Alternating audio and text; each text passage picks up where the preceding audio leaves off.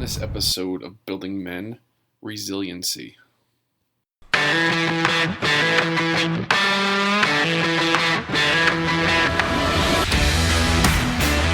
Welcome to the Building Men podcast. I'm your host, Dennis Meralda.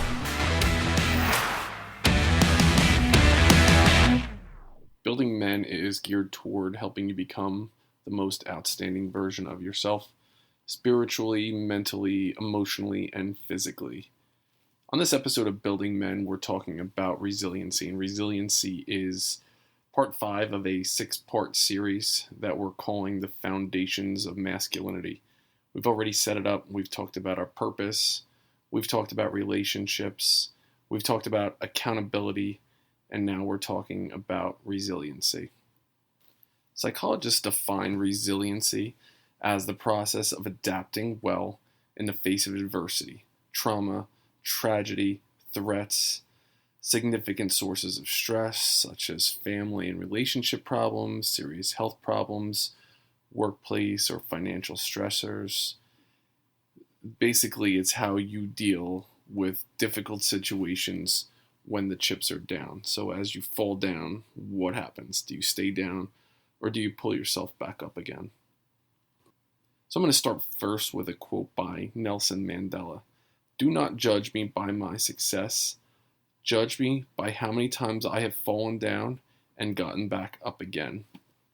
I'm going to frame resiliency in this way. I'm going to talk about it with 5 factors or 5 things that you can do or to think about when you think about resiliency. So the first is when there are difficult times that you're experiencing.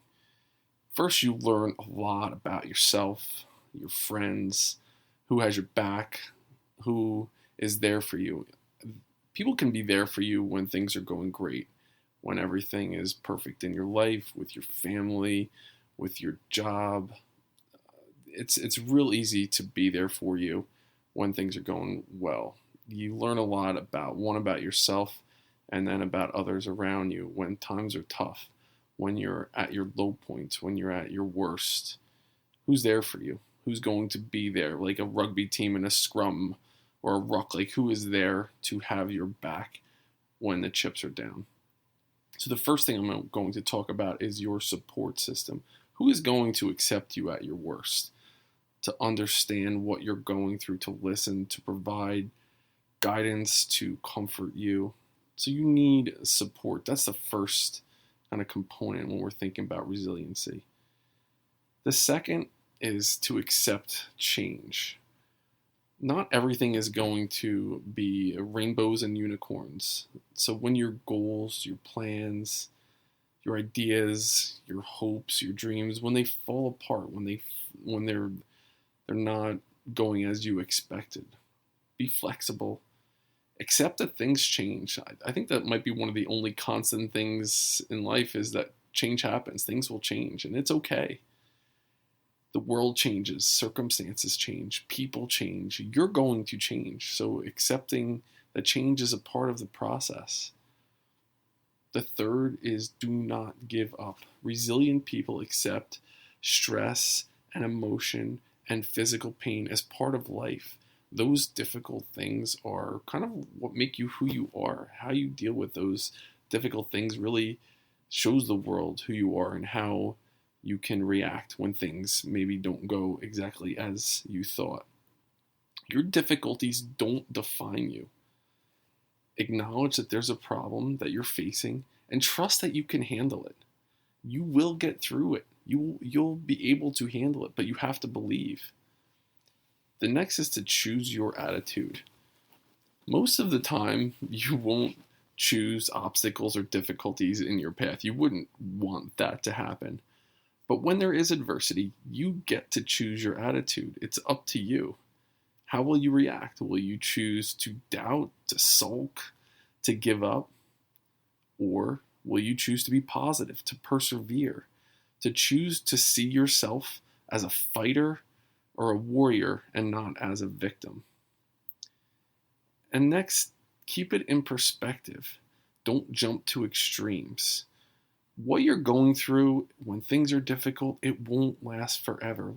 There will be a light at the end of the tunnel. Sometimes you just have to go through it. You just have to deal with difficult times and go through it. Those 5 ways to be resilient, or to basically understand resiliency. The first is to have a support system. The second is to accept change. The third is to not give up. The fourth is to choose your attitude. And the fifth is to keep it in perspective. There's a quote by J.K. Rowling. So I'm a huge Harry Potter fan, if you don't know that about me. J.K. Rowling, the author of Harry Potter, all the books, her quote is, "Rock bottom became the solid foundation in which I rebuilt my life." And there's the story about her where she brought those books to, 40 or 50 different publishers, and she was turned down every single time until one person finally gave her a shot, and kind of the rest is history. And she showed that resiliency. She did not give up. She didn't, put her tail between her legs and not try. She kept going for it. Confucius said, "Our greatest glory is not in never failing, but raising every time we fall." I'm going to tell you a story about resiliency. The story is titled "A Carrot, an Egg, and a Cup of Coffee." A young woman went to her mother and told her about her life and how things were hard. She didn't know how she was going to make it. She wanted to give up. She's tired of fighting, struggling. And to this young woman, it seemed like every time one problem was solved, a new problem arose. So her mom takes her into the kitchen. She fills 3 pots with water, and she placed each on a fire. Soon, all the pots came to a boil, and in the first pot, she placed carrots. In the second pot, she placed eggs, and in the third pot, she placed ground coffee beans. She let them sit and boil without saying a word. Then she turned off the burners. She pulled out the carrots, placed them in a bowl. She put the eggs in a bowl, and she ladled out the coffee and placed the coffee in a bowl. Turning to the daughter, she says, "Tell me what you see." The daughter goes, "I see carrots, eggs, and coffee."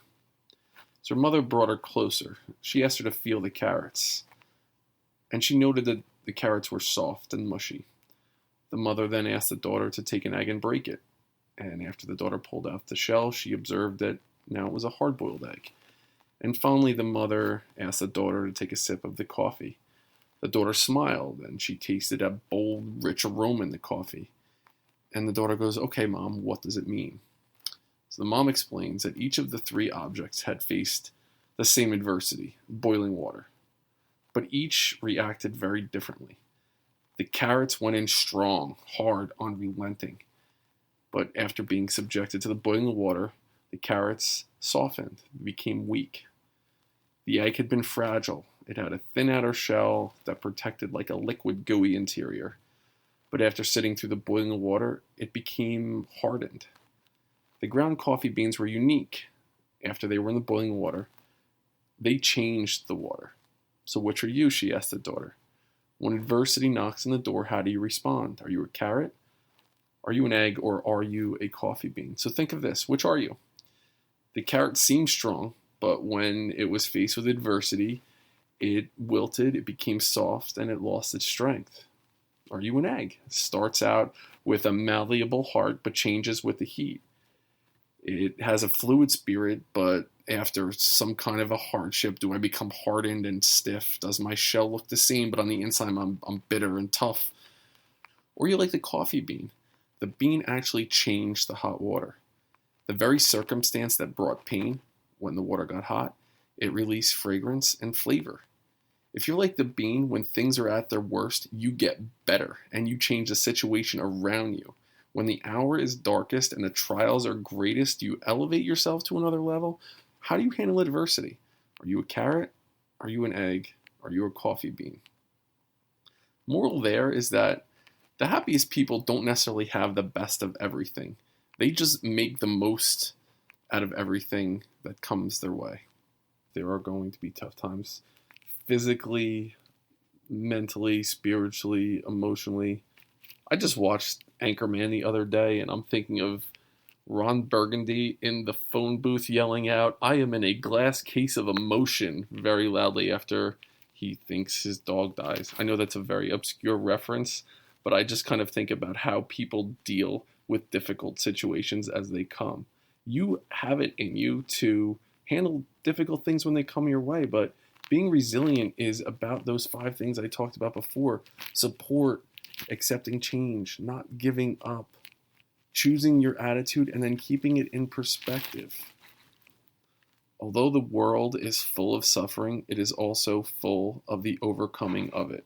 And that quote is by Helen Keller. We'll wrap up this series on the foundations of masculinity next week, and we're going to be talking about contribution and the idea of paying it forward and giving back. Reach out to me on Gmail at buildingmencoach@gmail.com. Follow me on Instagram at building.men. Thanks for listening today, and we will see you next time on Building Men.